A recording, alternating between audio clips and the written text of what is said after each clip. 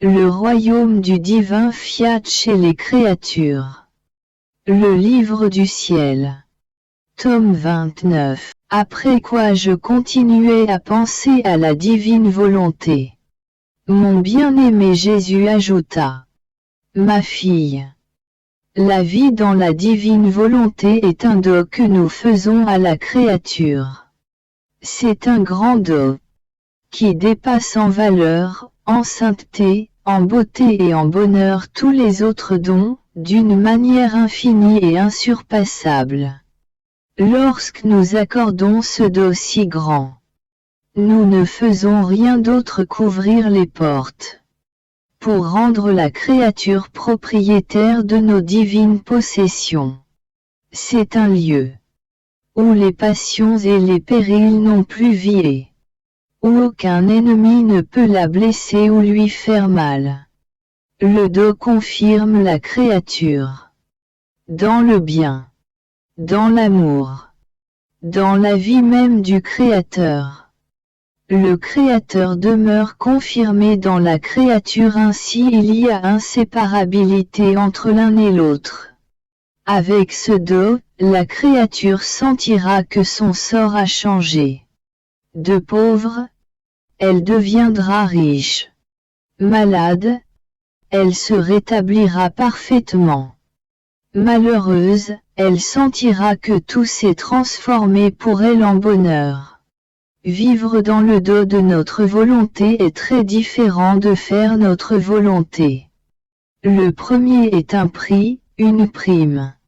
C'est notre décision de conquérir la créature avec une force invincible et irrésistible. De remplir la volonté humaine de façon sensible de sorte qu'elle touchera de sa main et avec clarté le grand bien qui lui vient.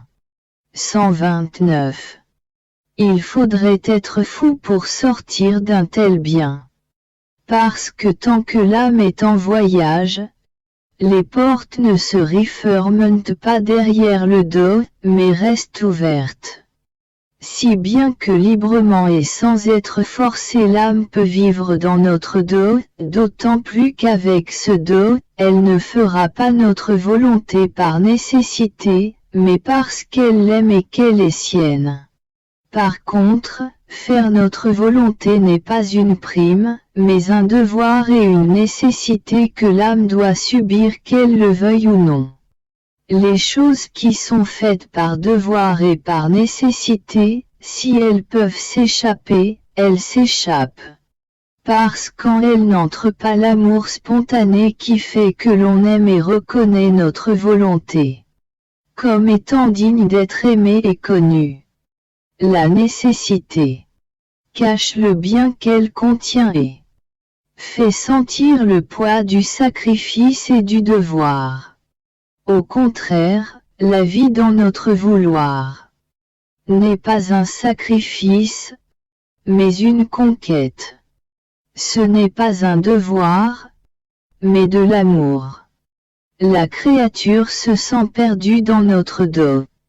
Elle l'aime non seulement comme notre volonté, mais aussi parce qu'elle lui appartient exclusivement. Ne pas lui donner la première place, le règne, la domination, serait ne pas s'aimer elle-même. Or, ma fille, c'est cela que nous voulons donner à la créature, notre volonté comme don. Parce que la regarder et la posséder comme étant à soi fera qu'il sera facile de lui laisser former son royaume. Ce don avait été fait à l'homme en Éden. Il l'a rejeté avec ingratitude.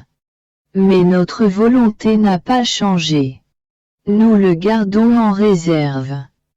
Ce que l'un a rejeté, avec des grâces plus surprenantes, nous le gardons prêt à être donné aux autres. Peu importe le temps, point, parce que pour nous, les siècles sont comme un seul point.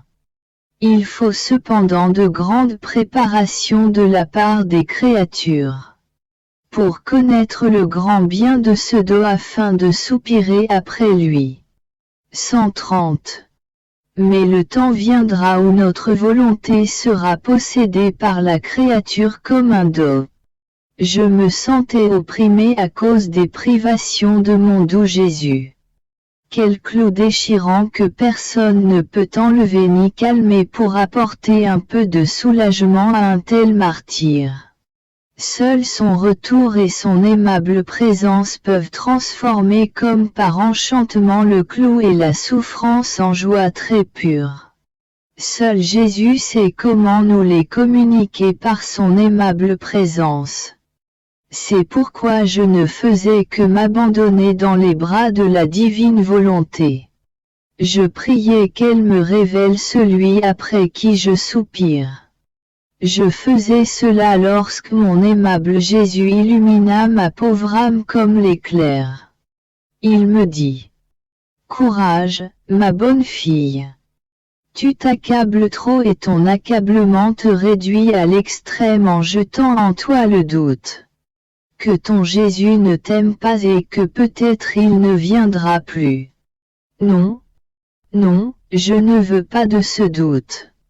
Les oppressions, les doutes, les craintes sont des blessures à mon amour. Et elles affaiblissent ton amour pour moi. En te faisant perdre l'élan et l'envol pour aller vers moi et m'aimer.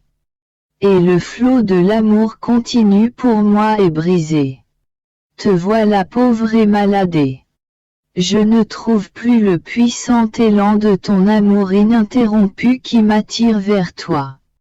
Tu dois savoir que tous les actes de ma divine volonté, qui sont innombrables, se réduisent tous à un point et à un acte unique. C'est la plus grande merveille de notre être suprême de former, posséder et voir tous les actes possibles et imaginables en un seul acte. Ainsi tous les actes accomplis par la créature dans notre volonté se réduisent à un acte unique. Or pour avoir la vertu de placer tous les actes en un seul acte, la créature doit 131. Former et posséder en elle-même l'amour continuel et ma volonté éternelle qui fera commencer tous les actes par la vertu d'un acte unique. Tu vois par conséquent que tout ce que tu as fait dans ma volonté est réuni en un acte unique, et forme ton cortège, ton soutien, ta force, ta lumière qui ne s'éteint jamais. Et il t'aime tant qu'en devenant bras, il te gardant comme une chère élève de mon fiat parce que c'est en toi qu'ils ont été formés et ont reçu la vie. Par conséquent, ne t'accable pas. Jouis des fruits de mon vouloir. Si tu vois que je tarde à venir, attends-moi avec un amour patient quand tu y penseras le moins. Je te surprendrai en te faisant ma petite visite habituelle et je serai heureux de trouver en toi ma volonté toujours dans l'acte de m'aimer. Après quoi il ajouta: Ma fille, notre divine volonté est grande, puissante, immense, etc. Ce qui n'est guère surprenant puisque toutes ces divines qualités sont nôtres par nature. Et ils forment toutes ensemble notre être suprême. De sorte que par nature nous sommes immenses en puissance, immenses en amour, en beauté, en sagesse, en miséricorde, etc. Comme nous sommes immenses en toutes choses, tout ce qui sort de nous demeure dans les filets de nos immenses divines qualités. Or ce qui suscite les plus grandes merveilles, c'est de voir que l'âme qui vit dans notre divine volonté contient dans son petit acte l'immense et puissant acte de son Créateur. C'est de voir aligné dans les petits actes de l'être fini l'immense amour, l'immense sagesse, la beauté infinie, la miséricorde sans limite, l'interminable sainteté de celui qui l'a créé. Que le petit renferme le grand est chose plus merveilleuse que le grand qui contient le petit. I. Il est aisé à notre grandeur de tout embrasser, de tout enfermer, sans avoir besoin d'arts ou d'industrie. Puisque rien ne peut échapper à notre immensité. Mais pour que le petit renferme le grand, il y faut un art particulier, une divine industrie. 132. Que seule notre puissance et notre grand amour peuvent former dans la créature. Si nous n'y mettions pas d'une autre, elle ne pourrait le faire d'elle-même. C'est par conséquent la merveille des merveilles, le plus grand des prodiges de la vie dans notre divin fiat. L'âme devient si belle et si ingénieuse que c'est pour nous un enchantement de la voir. On peut dire qu'en chacun de ces petits actes converge un de nos miracles. Sinon le petit ne pourrait pas renfermer le grand. Notre bonté est si grande qu'elle y prend le plus grand plaisir et qu'elle attend avec tant d'amour que la créature lui donne l'occasion d'exercer l'art divin des miracles continuels. Que la vie dans notre vouloir soit donc pour ton cœur plus que tout. Ainsi tu seras satisfaite. Et nous serons plus satisfaits avec toi. Tu seras dans nos mains créatrices notre champ d'action et notre œuvre continuelle. Si tu savais combien nous aimons uvrer dans les âmes qui vivent dans notre vouloir, tu veillerais plus attentivement à ne jamais en sortir. Après quoi je suivais mon abandon dans le divin fiat. J'étais accompagné d'une tristesse à cause de tant choses affligeantes qui encombraient mon pauvre esprit et qu'il n'est pas nécessaire de rapporter ici car il est juste que Jésus seul sache certains secrets intimes. Avec l'accent le plus tendre, mon bien-aimé Jésus me dit : Ma fille, tu dois savoir. Dans la nature le jour et la nuit. L'âme a elle aussi sa nuit, l'aurore, le point du jour, le plein midi et le coucher de soleil. La nuit appelle le jour et le jour la nuit. On peut dire qu'ils s'appellent mutuellement. La nuit de l'âme, ce sont mes privations. Mais pour celle qui vit dans ma divine volonté ces nuits sont précieuses, ce ne sont pas des repos paresseux, des sommeils sans repos. Non, non, ce sont des nuits de repos opérant, de sommeil paisible. Car en voyant venir cette nuit, elle s'abandonne dans mes bras. Pour laisser reposer sa tête fatiguée sur mon divin cœur et pour sentir ses battements. Pour retirer de son sommeil un amour nouveau et me dire pendant qu'elle dort. Je t'aime, ô mon Jésus. 133. Le sommeil de celle qui m'aime et vit dans ma volonté ressemble à celui du petit enfant qui en fermant ses yeux appelle dans un demi-sommeil. Maman, maman. Parce qu'il veut ses bras et son sein maternel pour pouvoir dormir. Si bien qu'à son réveil, la première parole de l'enfant est « Maman » et le premier sourire, le premier regard est pour la maman. Telle est l'âme qui vit dans mon vouloir. Elle est le petit enfant qui, lorsque vient la nuit, cherche celui qu'elle aime afin de tirer une force nouvelle, un amour nouveau pour aimer plus encore.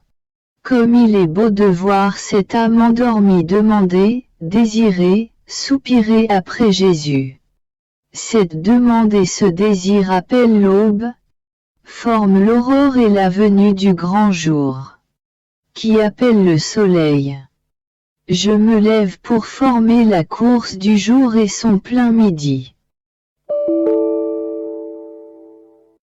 Mais tu sais, ma fille, qu'ici-bas sur la terre les choses alternent.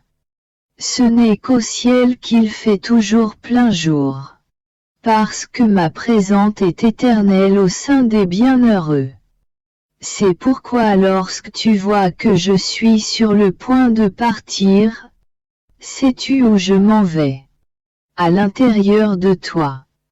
Après avoir enseigné ton âme et t'avoir donné mes leçons dans la lumière de ma présence.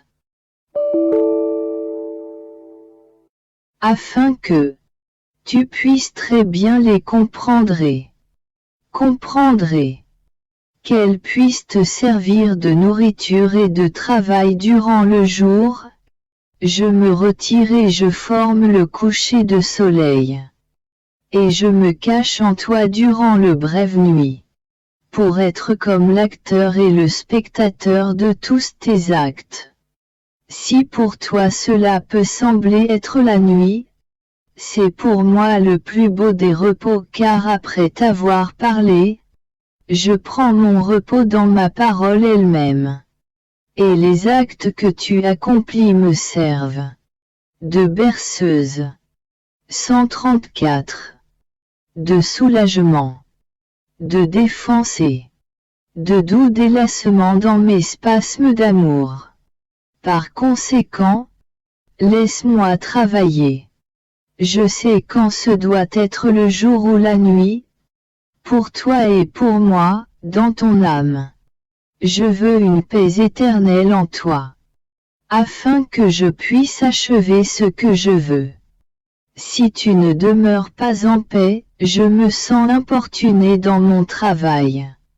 Et c'est avec peine, et non plus facilement, que je vais accomplir mes desseins. Mon pauvre esprit tourne autour du soleil du fiat suprême, je le trouve entouré par toutes les œuvres, les sacrifices, les souffrances et les héroïsmes, accomplis par les anciens et les nouveaux saints, ceux de la Reine du ciel et aussi ceux qui ont été accomplis pour l'amour de notre bienheureux Jésus.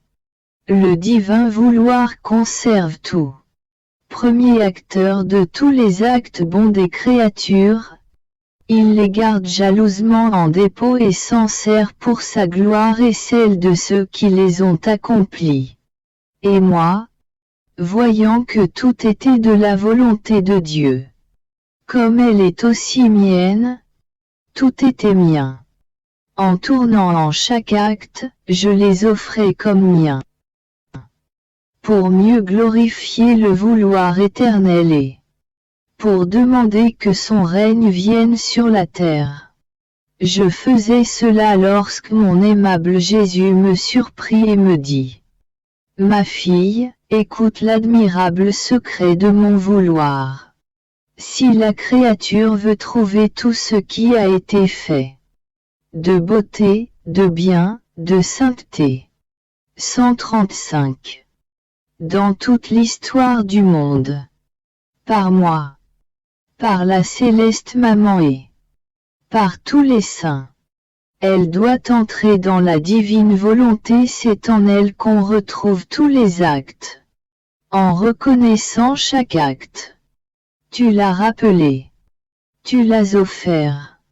Ainsi les saints qui ont accompli cet acte, ce sacrifice, se sont sentis appelés par l'âme et ont vu leur acte palpiter à nouveau sur la terre. La gloire pour leur Créateur et pour eux-mêmes en est redoublée. Et toi qui as offert cet acte, tu es recouverte par la rosée céleste du bien de ce saint acte. Et selon la noblesse et la hauteur du dessein avec lequel il a été offert, plus intense et plus grand sont la gloire et le bien qu'il produit. Combien de richesses possède ma volonté!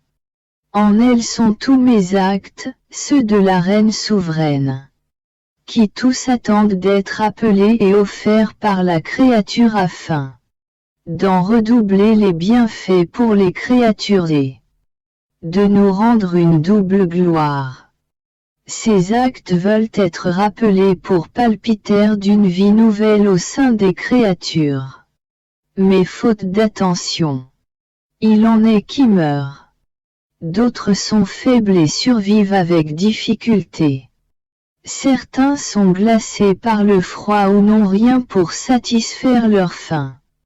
Notre bien, nos actes et nos sacrifices ne sortent pas s'ils ne sont pas appelés parce qu'en se souvenant d'eux et en les offrant, les créatures se disposent à les reconnaître et à recevoir le bien que nos actes contiennent. Il n'y a pas alors de plus grand honneur que tu puisses rendre au ciel tout entier que d'offrir les actes qui l'ont accompli sur la terre pour le noble dessein très haut et très sublime de faire venir sur terre le règne de la divine volonté. Après quoi je continuai à penser au divin vouloir. Mon bien-aimé Jésus ajouta: Ma fille, chaque acte, prière, pensée, affection, parole. 136. Afin d'être accepté, parfait, ordonné et complet, doit s'élever jusqu'au but voulu par Dieu lui-même. Parce que lorsque la créature s'élève dans son acte jusqu'à l'objectif voulu par l'être suprême, elle embrasse le commencement et place dans son acte le dessein pour lequel Dieu l'a créé. Dieu et la créature se donnent alors la main pour vouloir et faire la même chose. En faisant cela, l'ordre divin, l'acte divin est la raison pour laquelle Dieu veut qu'elle accomplisse son acte entre dans l'acte de la créature. Ainsi le dessein divin entre dans l'acte. Il devient complet, saint, parfait et ordonné et l'auteur de cet acte le devient également. Par contre, si la créature ne s'élève pas jusqu'au but voulu par Dieu dans son acte, elle descend jusqu'au commencement de sa création et elle ne sentira pas la vie de l'acte divin en elle. Elle accomplira peut-être de nombreux actes, mais incomplets, défectueux, désordonnés. Ce seront des actes ayant perdu l'objectif voulu par le Créateur. C'est pourquoi la chose qui nous plaît le plus est de voir notre propre dessein dans l'acte de la créature.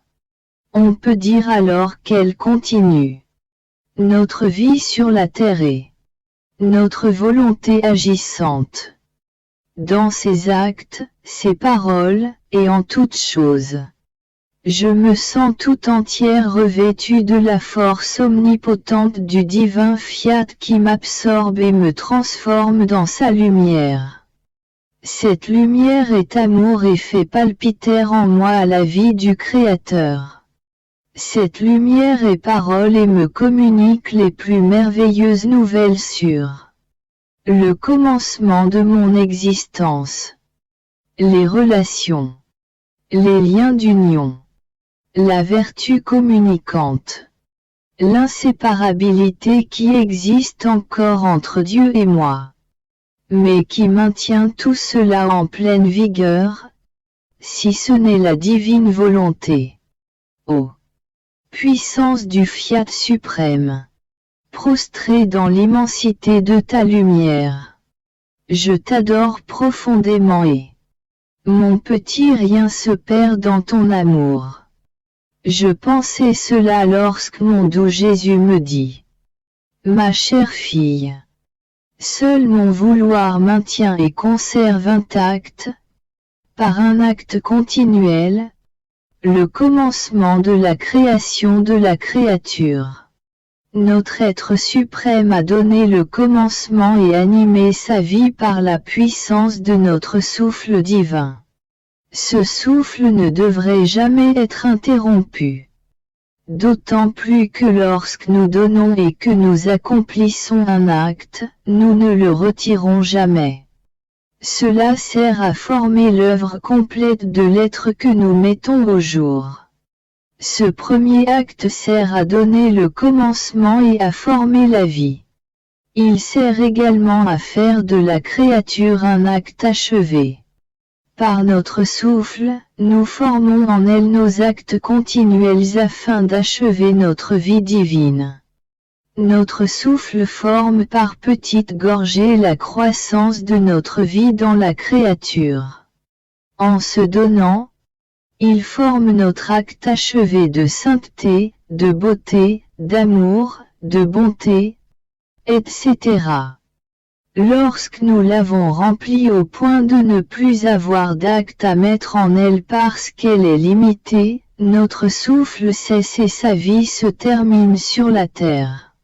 Afin d'immortaliser notre souffle dans le ciel, nous transportons notre vie achevée en elle, notre acte terminé, dans notre céleste séjour comme un triomphe de notre création.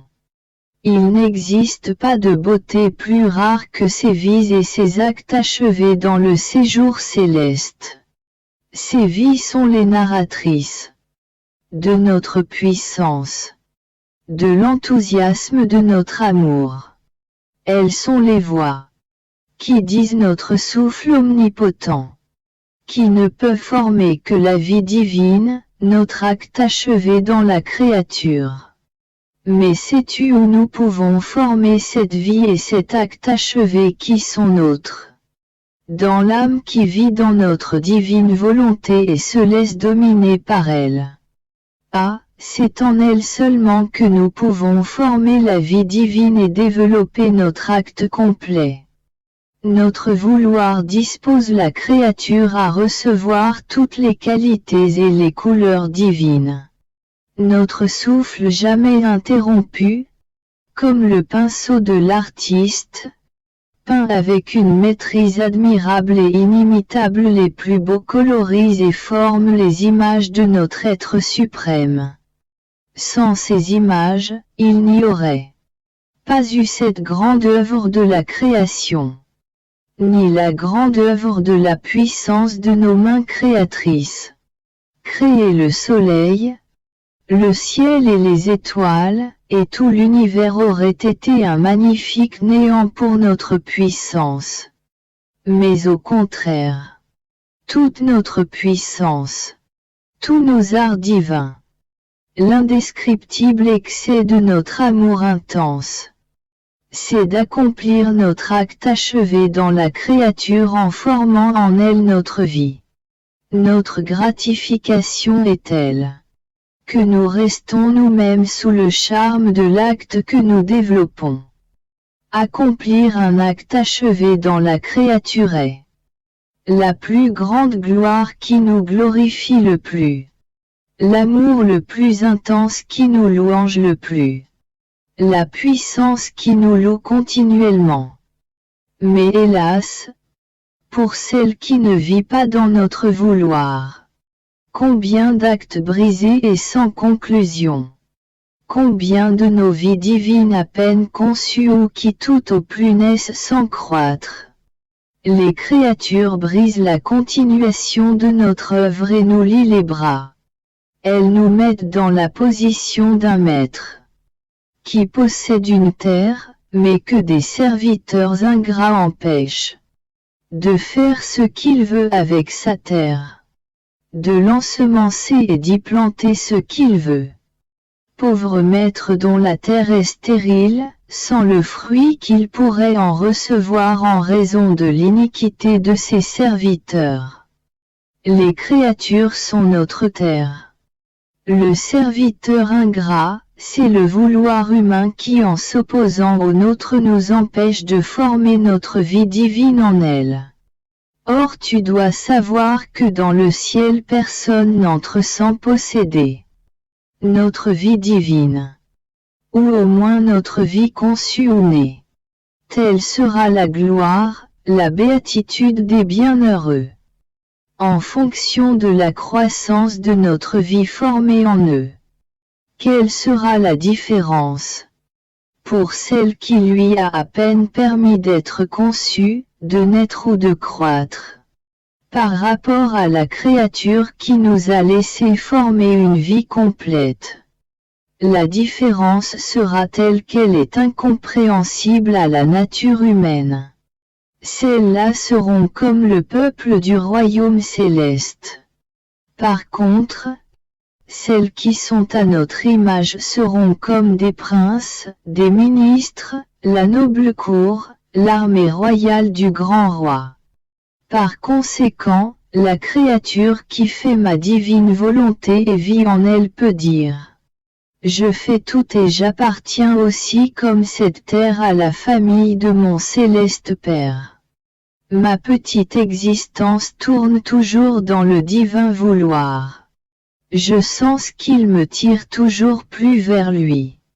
Chaque parole, lumière aux connaissances de sa paraît. Une vie nouvelle qu'il infuse en moi. Une joie inhabituelle que je ressens et un bonheur sans fin, plus grand que ce qu'il m'est possible de contenir parce que je suis trop petite. Je me sens comme si mon cœur pouvait éclater de joie et de bonheur divin. Oh! Divine volonté! Fais-toi connaître, posséder et aimer afin que tous puissent être heureux, mais d'un bonheur céleste et non terrestre. Je pensais cela. Alors mon doux Jésus me fit sa petite visite et il me dit: ma fille, chaque acte que tu accomplis dans ma divine volonté est un pas que tu fais vers Dieu. Dieu fait alors un pas vers toi. Le pas de la créature est l'appel qui invite le pas divin à aller à sa rencontre. Nous ne nous laissons jamais dépasser ou vaincre par ses actes. Si elle fait un pas, nous en faisons 5, 10. Parce que notre amour est plus grand que le sien, il précipite et multiplie les pas pour hâter la rencontre et plonger les deux l'un dans l'autre. C'est souvent nous qui faisons le premier pas pour inviter la créature à venir vers nous. Nous voulons notre créature. Nous voulons lui donner quelque chose de nous. Nous voulons qu'elle nous ressemble. Nous voulons la rendre heureuse. Par conséquent nous faisons tout pour l'appeler. Celle qui est dans notre volonté, oh! Comme elle entend le doux bruit de nos pas et se hâte de venir vers nous afin de recevoir les fruits de nos pas. Veux-tu savoir quels sont ces fruits? Notre parole créatrice. Car aussitôt que se produit la rencontre, la créature se jette au centre de notre être suprême. Nous la recevons avec tant d'amour que, incapables de le contenir, nous l'unissons à nous. Par notre parole nous déversons sur elle nos connaissances en faisant d'elle une partie de notre être divin. Si bien que chacune de nos paroles est un épanchement. Les degrés de connaissance que la créature acquiert par notre parole sont autant de degrés de participation qu'elle reçoit de son Créateur. Chaque acte que tu accomplis dans ma divine volonté devient ainsi un chemin pour ce pas afin de te former tout entière de divine volonté.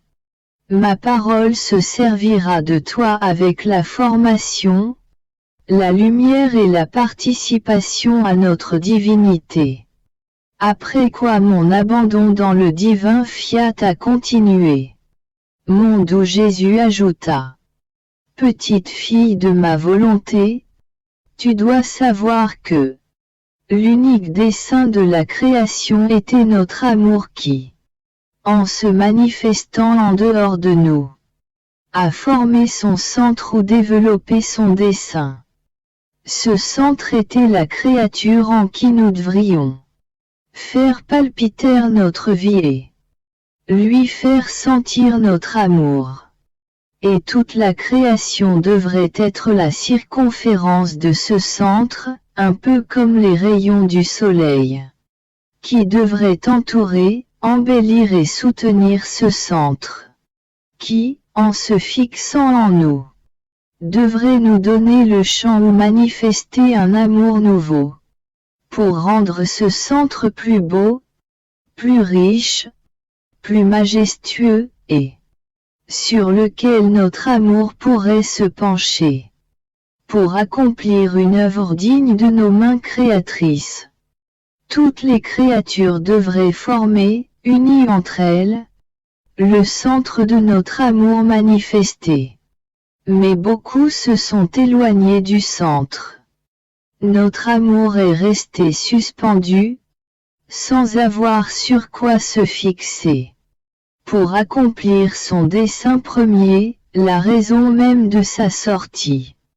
Mais l'ordre de notre sagesse, la vie active de notre amour manifesté ne pouvait tolérer l'échec de notre dessein.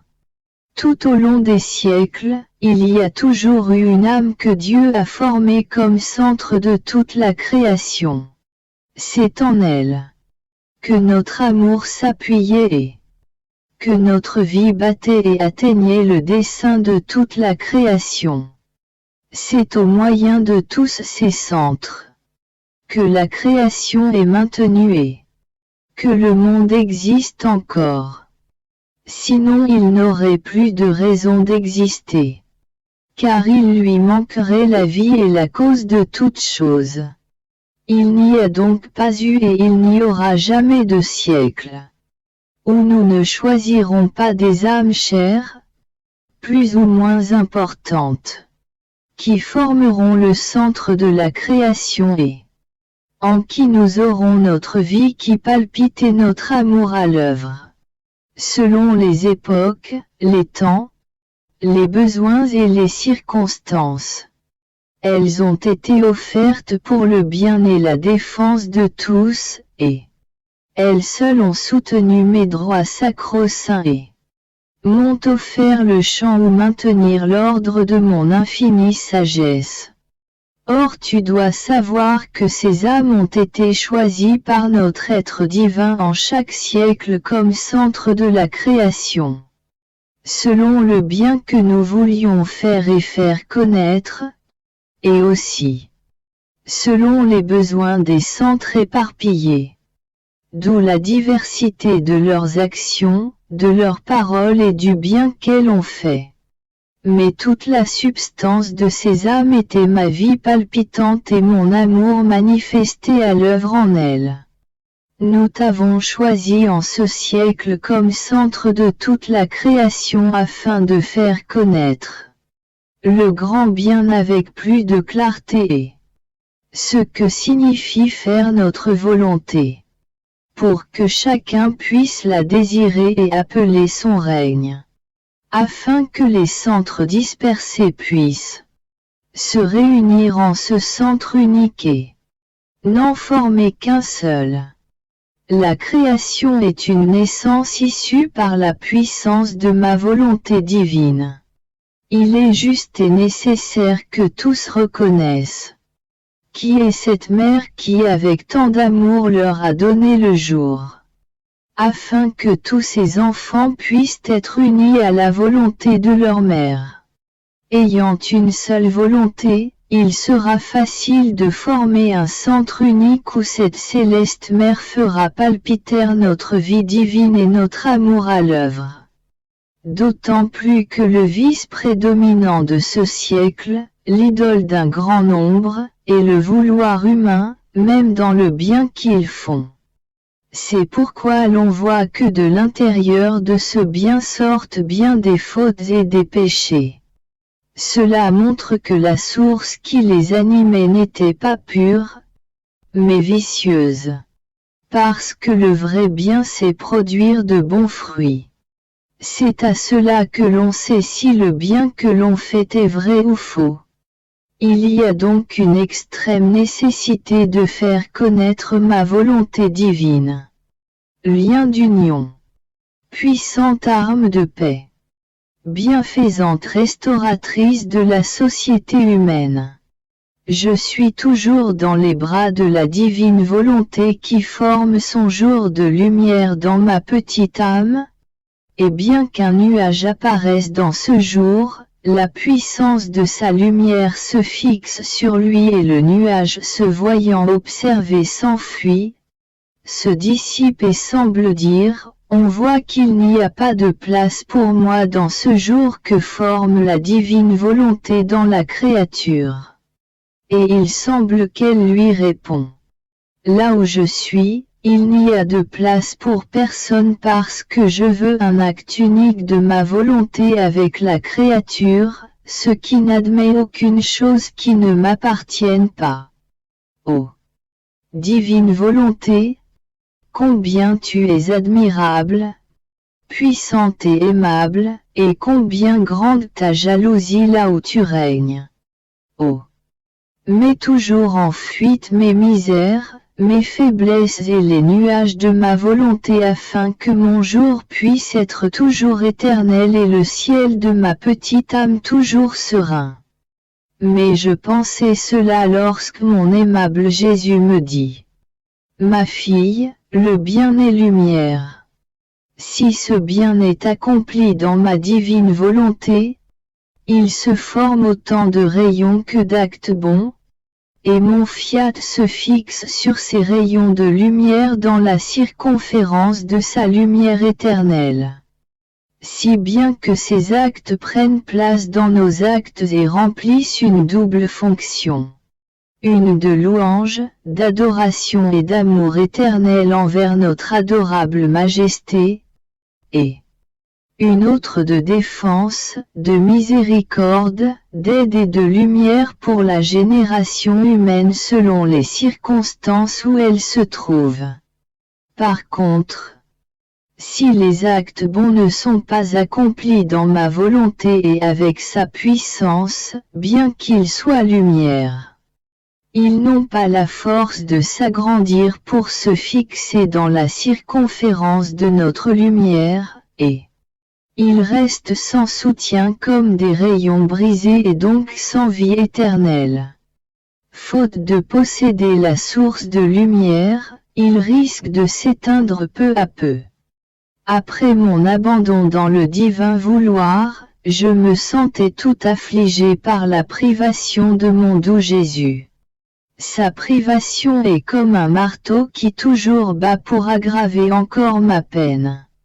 Et il arrête de battre lorsque le divin invité sort de sa cachette pour rendre sa petite visite à sa créature bien-aimée. Sa douce présence, sa gentillesse fait renaître la joie de la tristesse elle-même. Et le marteau cesse son constant et cruel travail. Mais dès que le céleste visiteur se retire, il recommence à battre et ma pauvre âme est alors aux aguets, au cas où il pourrait être vu et entendu à nouveau.